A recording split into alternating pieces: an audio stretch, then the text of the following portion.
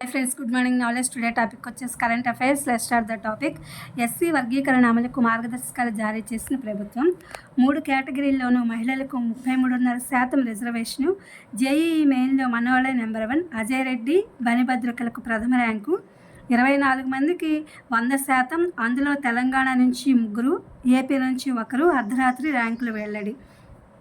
గేట్లన్నీ మార్చాల్సిందే. 60 ఏళ్లు దాటిన ప్రతి ప్రాజెక్టును స్కాన్ చేయించాలి. నాగార్జున సాగర్, శ్రీశైలం, శ్రీరామ్ సాగర్ల గేట్లపైన అధ్యయనం అవసరం.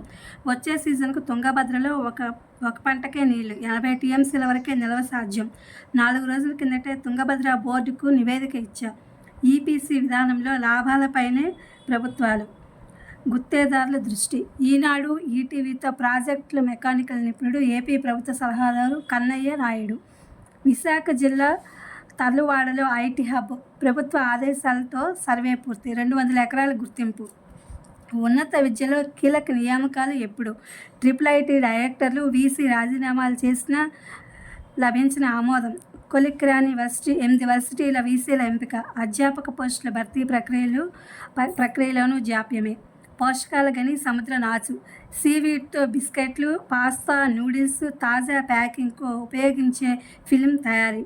వచ్చే నెలలో ఐఎస్ఎస్కు భారత వ్యోమగామి పయనమవుతున్న శుభాంశు శుక్లా. కేంద్ర మంత్రి జితేంద్ర సింగ్ వెల్లడి. ఇది ఫ్రెండ్స్, పార్ట్ 1గా నేను వీడియో అప్లోడ్ చేస్తున్నాను. Current affairs. ఇది DSC and other competitive exams వాళ్ళకి యూజ్ అవుతుందని. Please my channel like, share, subscribe and comment. Thank you for watching. Thank you for your support.